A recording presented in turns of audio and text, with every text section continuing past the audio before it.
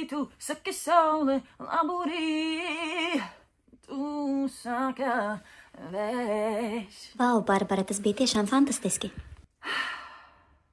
Labdien! Esiet sveicināti manā studijā.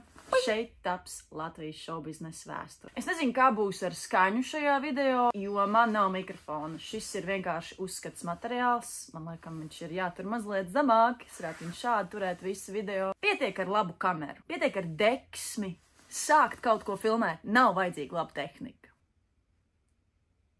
Varbūt kāds no jums zina mani kā meiteni, kura filmē pagrabā tiktokus.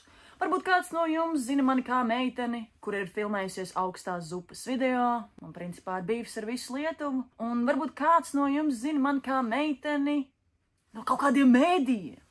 Principā vajadzētu būt tā, ka es jums esmu kā balta lapa, kas ar laiku aizpildīsies. Tad nu lūk, es uzskatu, ka mans pienākums ir mazliet iepazīstināt ar sevi, jo jums ir jāsaprot, ar kādu putnu jums būs darīšana. 3 svarīgi fakti par Annu, Barbaru, Martu, Dzelnu. Pirmais fakts. Pirmais. 8 gadu vecumā man mīļākā televīzijas pārraide bija Greizais spogulis. Tas bija krievu humora raidījums. Es neesmu pārliecināta, vai viņš vēl ar vienu eksistē. Пардон, Майя Рашен. «Кривое зеркало» выходило в эфир на протяжении 11 лет. По словам Александра Морозова, этот проект со временем скис, поэтому был закрыт в 2013 году. Nu, tātad šis te projekts ar laiku sarūga, un viņu aizklapēja ciet 2013. gadā. Konteksts ir tāds. Manai vecmāmiņai, vienai no vecmāmiņai. Es pateicu vienai no vecmāmiņai. Es par to domāšu mēnešiem, gadiem. Vienīgai ģimenē bija stilīgais televīzijas kabelis, kurā bija Cartoon Network, Nickelodeon, MTV, tā tālāk, protams, viss krievu valodā. Bet tas, ko es izvēlējos skatīties, bija 11:30 vakarā Greizais spogulis. Es domāju, no turienes arī nāk mana mīlestība pret skečiem. Un jā, tā kā es visu mūžu cīnos ar miega problēmām, tas bija raidījums, pie kuras aizmigu. Man ir ļoti siltas atmiņas par šo raidījumu. Otrais fakts.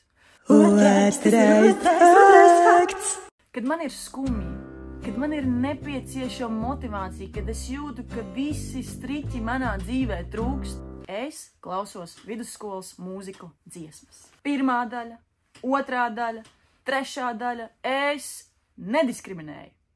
Visās daļās ir hiti. Bet on it.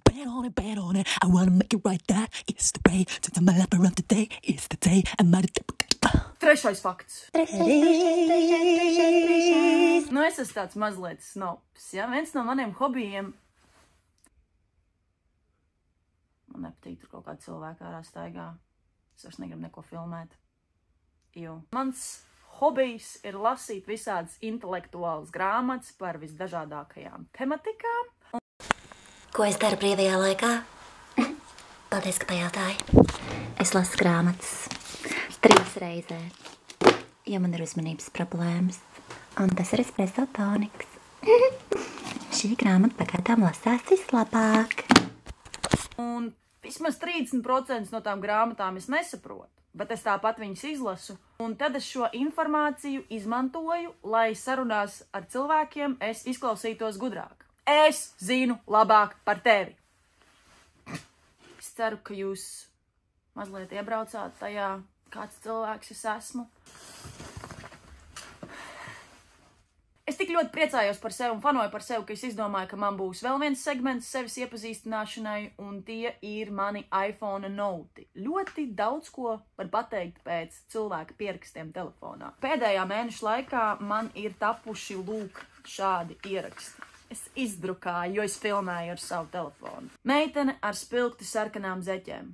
Tajā brīdī es sajūtu laimi. Man bija tāds, Latvijā varbūt tomēr pastāv individuālisms, sarkanas, zeķes, ar vēl uzlocītām biksēm. Sieviete ar somu, uz kuras ir rakstīts Marc Jacobs tote bag. Jā, es nesaprotu, kāpēc cilvēki pērk gan apģērbu,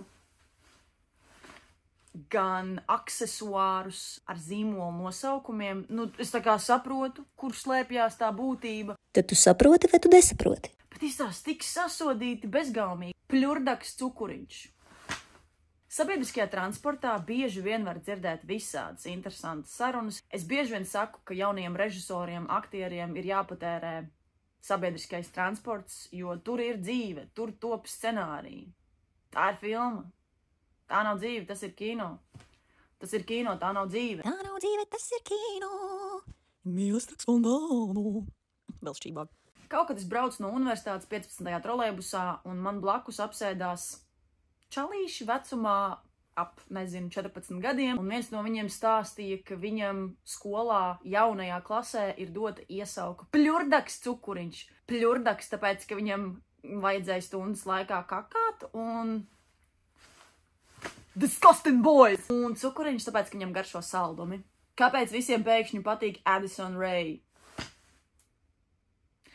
Nav komentāru. Lielas jauniešu grupas ir baisas. Es domāju, ka nav šeit vajadzīgi komentāri. Vecais pirmais trolejbus, man pēdējā pilīte. Es atceros šo te gadījumu. Bija ļoti slikta diena. Es reti, kad dodos uz tramvaju pieturu, un es gaidīju, kad man atbrauks jauns, svaigs, pirmais tramvajs, es varēšu doties uz centra. Uz kāda centra? Uz kāda centra tu dosies? Diena ieskrienās, jā, viņa ir ieskrējusies ne uz tās labākās nots, bet tagad es braukšu jaunā, foršā, modernā tramvajā Eiropā. Es būšu Eiropā un viss būs labi. Nē. Atbrauc tas vecais, pirmais tramvajs. Un es saprotu, ka daži jaunie pirmie tramvaji ir pārtapuši par 7. tramvaju.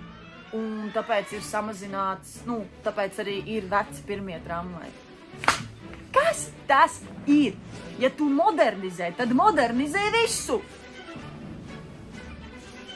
Ir grūti kaut kam pieķerties klāt, automātiski galvā nepasakot, tas tāpat būs viens liels sūds, kāda jēga pielikt pūles. Jāmaina pieeja un redzējums. Ok, varbūt tas būs sūds, bet to sūdu var arī uzlabot.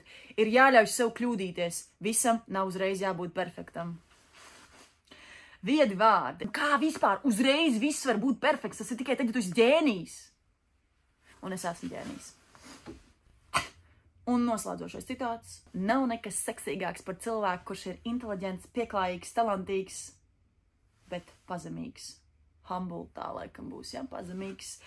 Un šeit nav runa par grāmatu gudrību, šeit vienkārši ir runa par tādu vispārējo inteliģenci. Ja tu esi gudrs, plus vēl smieklīgs. Un ja tev vēl ir dots izskats, par ko tu vispār dzīvē satraucies? Par ko tu vispār satraucies? Un pēc šī garā ievada ir pienācis brīdis šīs dienas.